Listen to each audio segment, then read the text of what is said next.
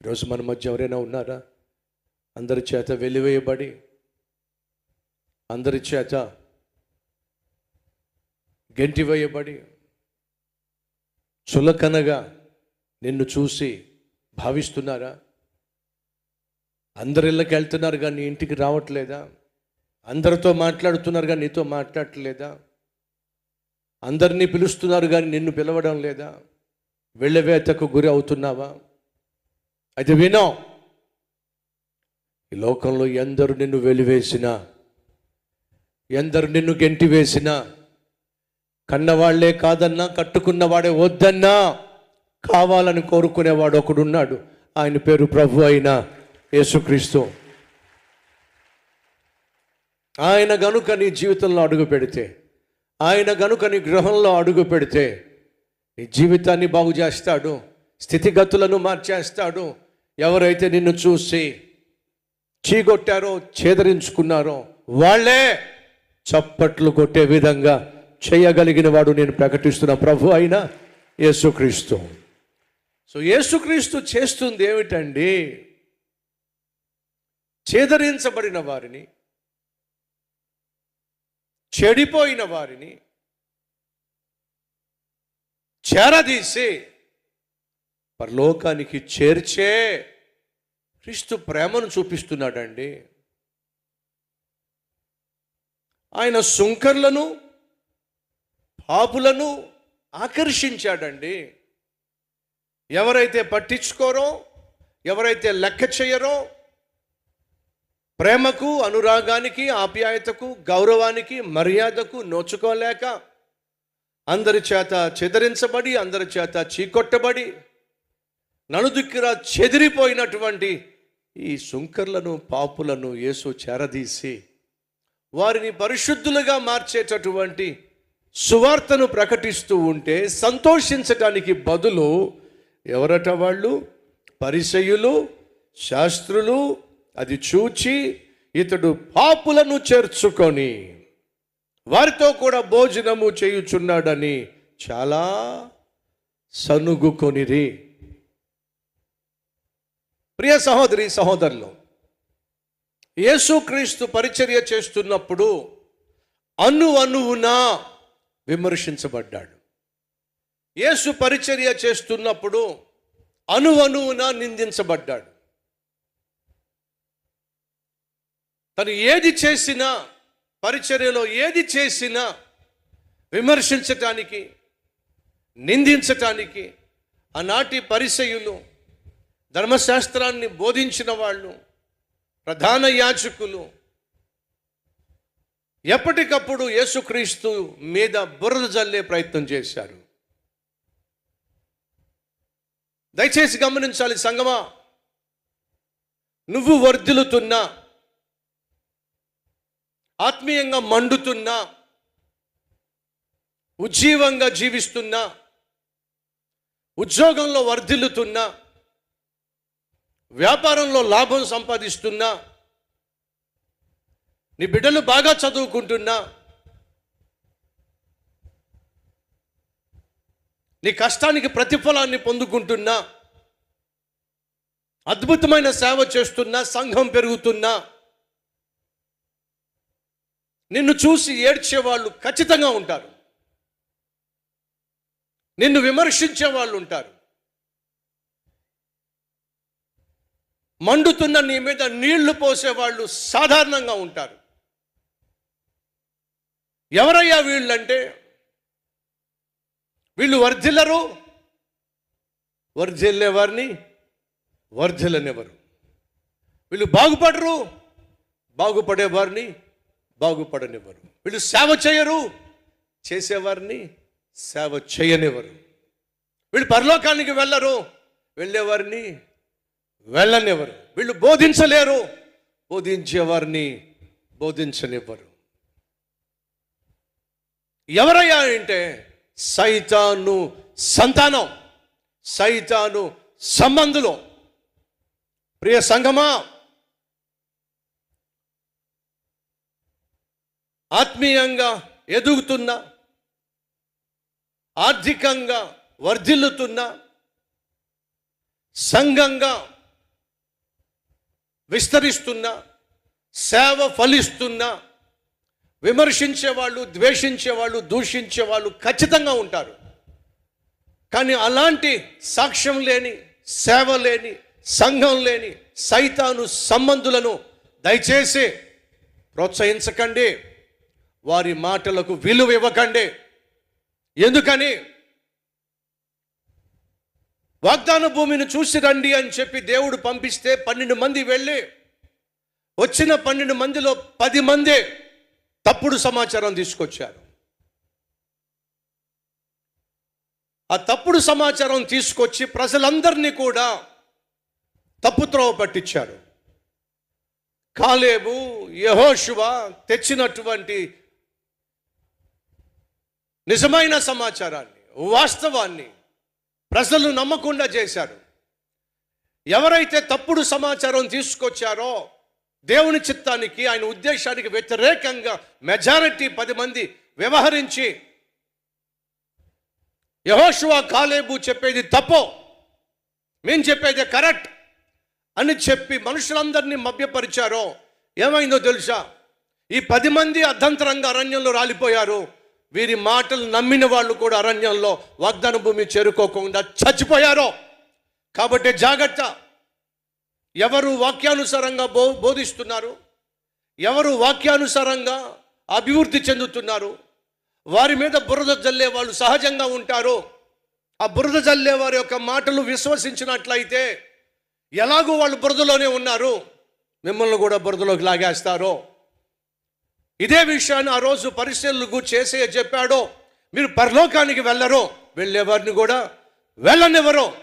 ఎవరి పరిచయలో దస్తమాను యేసు చేసిన సేవను విమర్శిస్తూ, నిందిస్తూ, ఆటంకపరుస్తూ అడ్డు చెప్పిన వాళ్ళు వీళ్ళు. వాళ్ళని చూసేసి అదే అన్నాడు, మీరు పరలోకానికి వెళ్ళరు, వెళ్ళేవారిని వెళ్ళనివ్వరు. అలాంటి వారు ఈరోజు కూడా సొసైటీలో దాపరించారో వాళ్ళని మీరు ఏమాత్రం అంగీకరించినా, ప్రోత్సహించినా వారు ఎక్కడికి వెళ్తున్నారో అక్కడికే తీసుకెళ్ళిపోతారు. జాగ్రత్త పడితే మంచిది. ఆనాడు యేసుక్రీస్తు వాక్య పరిచర్య చేస్తున్నాడు. ఎవరికి? పాపులకు వాక్య పరిచర్య చేస్తున్నాడు. యేసుక్రీస్తు లోకానికి వచ్చింది నీతిమంతుల కోసం కాదని, పాపులనే పిలవడానికి యేసుక్రీస్తు వచ్చాడని ఖచ్చితంగా చెప్పేశాడు. రోగులకే వైద్యుడో, ఆరోగ్యంగా ఉన్నవాడికి వైద్యుడు అవసరము లేదో. పాపులను రక్షించడానికి యేసుక్రీస్తు వస్తే, ఆ పాపులను చేరదీసి వారికి వాక్యాన్ని బోధిస్తూ ఉంటే, అలా పాపులను ప్రేమించి వారికి వాక్యాన్ని బోధిస్తున్న పుణ్యానికి పరిసయ్యులు, ధర్మశాస్త్ర ఉపదేశకులు ఆనందించడానికి బదులుగా ఏడ్చి చస్తున్నారండి. ఎందుకని? జనమంతా అక్కడికి వెళ్ళిపోతున్నారు. యేసయ్య దగ్గరికి జనం వెళ్ళిపోతున్నారు. మా వేషధారణ భరించలేక, మా మోసపూరితమైన జీవితాలు భరించలేక, మేము చెప్పే అబద్ధాలు భరించలేక అందరూ మమ్మల్ని విడిచిపెట్టి వెళ్ళిపోతున్నారు. అక్కడికి వెళ్ళిపోయి యేసయ్య చుట్టూ చేరుతున్నారు. ఆ జనాన్ని చూసి ఓర్వలేక ఎన్నిసార్లు యేసయ్యను విమర్శించారో, నిందించారో. దస్తమాను ఆయన చేస్తున్న పరిచర్ను ఆటంకపరిచే ప్రయత్నం చేశారు. సంగమా, ఆనాడు ఆ విధంగా పరిచర్యలు ఏ విధంగా నిజమైన సేవను, నిజమైన సందేశాన్ని, నిజమైన సేవకుని ఆటంకపరిచారో, ఈ రోజుల్లో కూడా ఎక్కడ నిజమైన సేవ ఉంటుందో, సంఘం ఉంటుందో, సేవకుడు ఉంటాడో ఖచ్చితంగా విమర్శించబడతారు, నిందించబడతారు. ఆనాడు సైతాను ఉన్నాడు, సైతాను మనుషులు ఉన్నారు. ఈనాడు సైతాను ఉన్నాడు, సైతాను మనుషులు అదే చేస్తారు. యేసయ్యకే తప్పలా విమర్శలో, నిందలో. మరి మనలాంటి వారికి ఎలా తప్పుతున్నాయి, ఎలా తప్పుతాయి ఈ నిందలు, విమర్శలు? కాబట్టి సంగమా, ఎవరైనా మన కల్వరి టెంపుల్ని నిందించిన, విమర్శించిన, ఎవరైనా ఇది దిన సేవకుడిని నిందించిన, విమర్శించిన, ఒకటే జ్ఞాపకం చేసుకోండి, ఇది సహజం, సాధారణం. సైతాను యొక్క తత్వం, సైతాను యొక్క సంతానం యొక్క వ్యక్తిత్వం మండుతున్నటువంటి జీవితాలను ఆర్పేయటం, వెలుగుతున్న దీపాలు ఆర్పేయటం, ఎదుగుతున్న సంఘాల మీద నీళ్లు పోయటం, బురద చల్లడం సహజం, సాధారణం. ఒక విషయం జ్ఞాపకం పెట్టుకోండి, వీధిలో లైట్ వెలుగుతుంది అనుకోండి, ఆ లైట్ చుట్టూ ఏమొస్తే చెప్పండి, గడి చెప్పండి, చుట్టూ తిరుగుతూ ఉంటాయి. ఏం తిరుగుతూ ఉంటాయి? ఏం పురుగులండి? లైట్ పురుగులా? సో అర్థం చేసుకోండి, లైట్ ఉందయ్యా అంటే దాని చుట్టూ తిరిగే పురుగులు ఎప్పుడూ ఉంటాయి. అవి తిరిగి తిరిగి తిరిగి తిరిగి తిరిగి తిరిగి ఉంటాయి, తిరుగుతూ ఉంటాయి. లైట్కి ఏమీ కాదు, తిరిగి తిరిగి పొద్దున అయ్యేసరికి ఏమో చెప్పండి, చచ్చి ఉంటాయి. కానీ లైట్ మాత్రం జ్ఞాపకం పెట్టుకోండి, మీరు ఈ లోకానికి ఏమున్నారట? వెలుగై ఉన్నారు. నువ్వు నేను ఈ లోకంలో వెలుగుతున్నప్పుడు ఖచ్చితంగా మన చుట్టూ తిరిగేటటువంటి కొన్ని లైట్ పురుగులు ఉంటాయి, ఫ్లైస్ ఉంటాయి, బగ్స్ ఉంటాయి. అది సహజం. వాటిని చూసి మనం భయపడాల్సిన అవసరంలా, బెదిరిపోవాల్సిన అవసరంలా, చింతించాల్సిన అవసరంలా, వెలుగుతూనే ముందుకు సాగిపోవాలి. సో యేసుక్రీస్తు ఆనాడు పాపులతోనూ సుంకర్లతోనూ కలిసి భోంచేస్తూ ఉంటే ఏడ్చేశారండి పనికిమాలోళ్ళు. హాస్పిటల్లో పేషెంట్ వచ్చాడు అనుకోండి, తీసుకొచ్చారు అనుకో, డాక్టర్ ఏం చేస్తాడు చెప్పండి? గబగబా వచ్చి ఆ పేషెంట్ని చూస్తాడు. అలా పేషెంట్ని చూసి వైద్యం చేస్తుంటే ఎవరైనా ఏడ్చారు అనుకోండి, వాడిని ఏ హాస్పిటల్లో జాయిన్ చేయాలో చెప్పండి? మెంటల్ హాస్పిటల్లో జాయిన్ చేయాలి. అంతేనా అండి? డాక్టర్ యొక్క పని వైద్యం చేయటం. తన దగ్గరకు వచ్చినటువంటి వారికి వైద్యం చేస్తూ ఉంటే సంతోషించడానికి బదులుగా ఆయన చేసేటటువంటి వైద్యము నాణ్యత కలిగిన వైద్యం కనుక, నమ్మకమైన వైద్యం కనుక 10 మంది అక్కడికి వస్తుంటే, 100 మంది అక్కడికి వస్తుంటే, హాస్పిటల్ నిండా పేషెంట్లు ఉంటే చూసి సంతోషించడానికి బదులుగా ఏడ్చే వాళ్ళు సాధారణంగా ఉంటారు. అందరూ అక్కడికి వెళ్ళిపోతున్నారు, అందరూ అక్కడికి వెళ్ళిపోతున్నారు, అందరూ అక్కడికి వెళ్ళిపోతున్నారు. ఏడ్చేవాళ్ళు, ఈగలు తోలుకునే వాళ్ళు ఉంటారు, వాళ్ళు ఏడుస్తారో. వాళ్ళు ఏదో ఏడుస్తున్నారని చెప్పేసి మనం హాస్పిటల్ మూసేస్తామా చెప్పండి? ఆనాడు ఏడుస్తున్నారని చెప్పేసి యేసుక్రీస్తు బోధ మానేశాడా? సేవను ఆపేశాడా? లేదండి. మరి ఏం చేశాడో తెలుసా? ఒకవైపు లోకానికి అద్భుతమైన సందేశాన్ని, మరోవైపు తనను నిందిస్తున్న వాళ్లకు కావలసిన సందేశాన్ని, వింటున్న వారికి కావలసిన సందేశాన్ని ఉపమాన రీతిగా ఆ రోజు యేసుక్రీస్తు ఇదిగో ఈ విషయాన్ని చెప్పాడు. ఏమిటది? అందుకు ఆయన వారితో ఈ ఉపమానము చెప్పాను. నిందిస్తున్నా, విమర్శిస్తున్నా, లోపట రగిలిపోతా సనుక్కుంటూ గొనుక్కుంటూ ఏమిటి యేసయ్య చేస్తుంది? పాపులను ఆకర్షిస్తున్నాడు. యేసు ఈ లోకానికి వచ్చిన ప్రధాన కారణము నశించిపోతున్న మనిషిని, పాపిని వెదకి రక్షించటానికే యేసు ఈ లోకానికి వచ్చాడు. ఎందుకోసమైతే యేసు వచ్చాడో ఆ పని చేస్తున్నప్పుడు, ఆ పరిచర్య చేస్తున్నప్పుడు, అదే ధర్మశాస్త్రాన్ని చదువుతున్న, అదే ధర్మశాస్త్రాన్ని బోధిస్తున్న వాళ్ళు సంతోషించాలి కదండి. అసూయ, సంతోషించడం చేతగాల. ఆ జన సమూహం వచ్చి యేసయ్య బోధలు వింటూ ఉంటే సంతోషించడం వీళ్ళకి చేతగాల. జరిగిందేమిటి? యేసుక్రీస్తు వారిని చూసి ఈ ఉపమానాన్ని ఇచ్చాడు. ఆ ఉపమానంలోనికి వెళ్ళే ముందు ఒక మాట చెప్పాలి నేను. యేసుక్రీస్తు ఎక్కడుంటే అక్కడ పాపులు ఆయన దగ్గరికి వచ్చారు. ఆయన పాపుల మధ్య ఉన్నాడే కానీ వారి పాపాన్ని మాత్రం ఆయన చేసినవాడు కానే కాదు. జ్ఞాపకం పెట్టుకోండి. యేసుక్రీస్తు పాపులను తన చెంతకు చేర్చుకున్నాడు. కారణం ఏమిటంటే వారి పాపమును తాను తీసుకొని తన పరిశుద్ధతను వారికి ఇవ్వాలి అని ఒకే ఒక ఆశ ఆయన కలిగి ఉన్నాడు.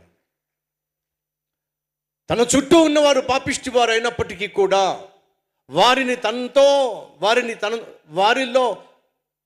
వారితో యేసు ఉన్నప్పటికీ కూడా వారి పాపము మాత్రం యేసులో లేదు.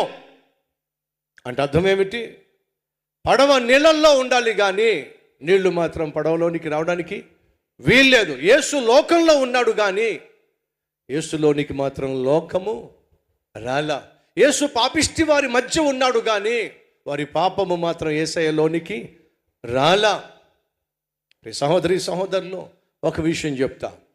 నలుగురు పేకాడే వాళ్ళతో నువ్వు వెళ్ళి కూర్చున్నావు అనుకో, నువ్వు ఎన్నో వాడివయ్యావు చెప్పు? 5వ వాడివయ్యావు. నలుగురు తాగేటటువంటి వాళ్ళతో నువ్వు కూర్చున్నావు అనుకో, నువ్వు ఎన్నో వాడివయ్యావు? 5వ తాగేవాడివయ్యావు.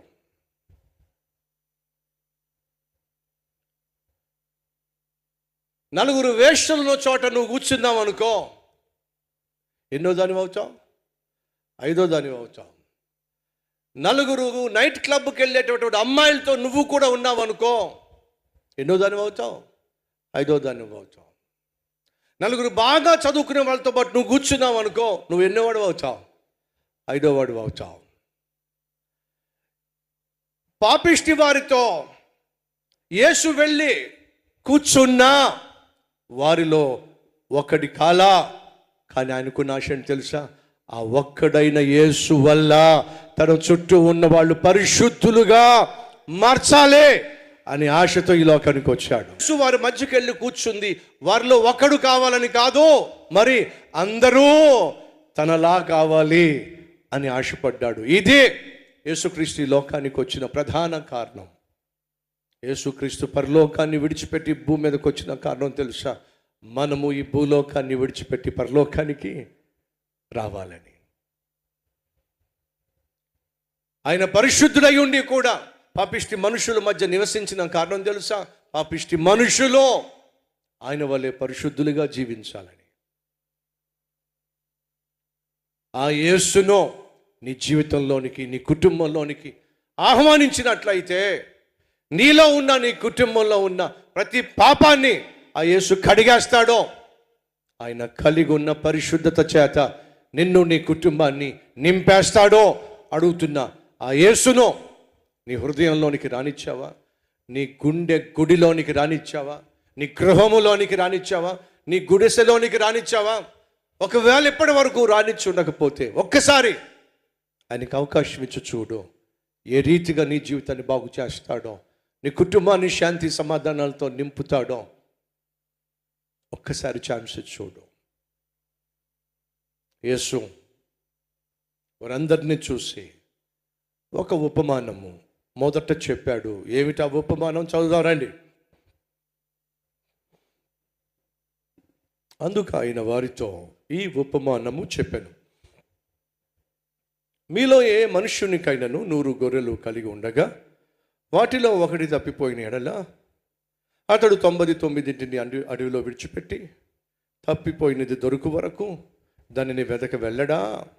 అది దొరికినప్పుడు సంతోషముతో దానిని తన భుజముల మీద వేసుకొని ఇంటికి వచ్చి తన స్నేహితులను పొరుగు వారిని పిలిచి, మీరు నాతో కూడా సంతోషించుడి, తప్పిపోయిన నా గొర్రె దొరికినదని వారితో చెప్పును కదా.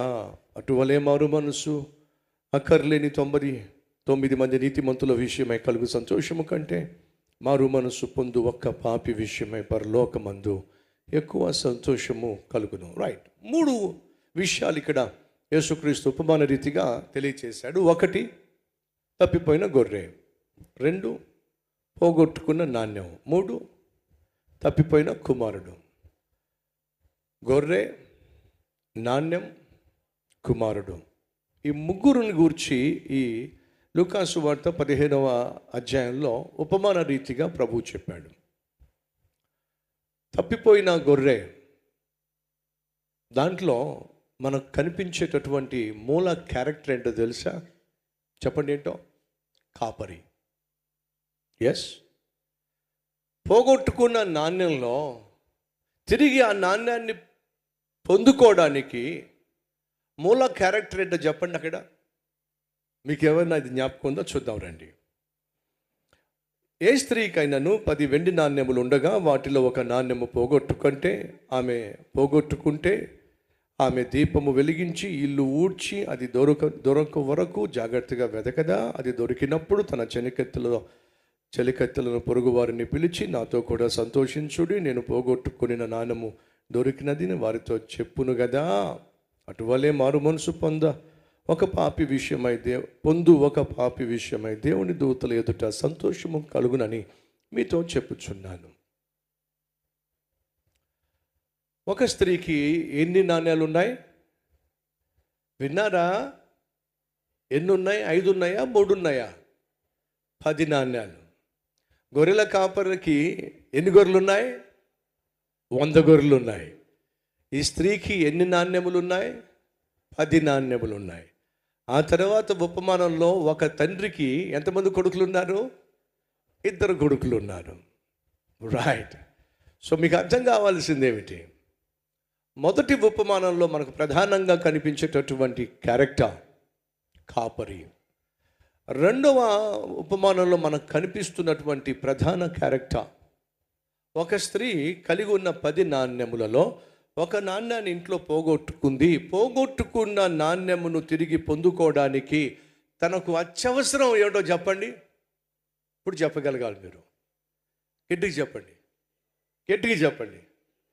దీపము, నూనెతో వెలిగేటటువంటి దీపము. సో దీపాన్ని దృష్టిలో పెట్టుకోండి. అక్కడ కాపరి, ఇక్కడ నూనెతో వెలిగే దీపము. తప్పిపోయిన కుమారుని యొక్క ఆ స్టోరీలో ప్రధానంగా మీకు కనిపించేటటువంటి వ్యక్తి ఎవరో చెప్పండి? తండ్రి. తండ్రి యొక్క ప్రేమ, క్షమ కనిపిస్తుంది. ఇప్పుడు జాగ్రత్తగా మీరు పరిశీలన చేస్తే గొర్రెల కాపరి ఎవరో చెప్పండి? ప్రభు అయిన యేసు. మన ఆత్మను వెలిగించే దీపం ఎవరో చెప్పండి? పరిశుద్ధాత్ముడు. మనం ఎంత పాపిష్టి వారమైనా క్షమించి మనల్ని చేర్చుకునేటటువంటి తండ్రి ఎవరో చెప్పండి? యెహోవా దేవుడు. యేసు పరిశుద్ధాత్ముడు, తండ్రి అయినటువంటి దేవుడు, త్రియేక దేవుడు. ఈ ఉపమానంలో మనకు స్పష్టంగా కనిపిస్తారు. అనగా పోయిన గొర్రె తిరిగి రావాలన్నా, పోగొట్టుకున్న నాణ్యం దొరకాలన్నా, తప్పిపోయిన కుమారుడు తిరిగి వచ్చినప్పుడు క్షమించి చేర్చుకోవాలన్నా ఖచ్చితంగా ఎవరు కావాలి? తండ్రి, కుమార, పరిశుద్ధాత్మ, త్రియేక దేవుడు. ఈ త్రియేక దేవుని యొక్క ప్రణాళిక పోగొట్టుకున్నది తిరిగి దొరకాలి, తప్పిపోయినది దొరకాలి, పాడైపోయిన వాడు బాగుపడాలి. ఇదే వీరికున్న ఆశ, ఇదే వీరు కలిగి ఉన్న ప్రణాళిక. కాబట్టి బైబిల్లో మీరు మొదటి నుంచి చివరి వరకు త్రియేక దేవుణ్ణి మీరు చూస్తారు. తండ్రి, కుమారుడు, పరిశుద్ధాత్ముడు ఖచ్చితంగా మీరు చూస్తారు.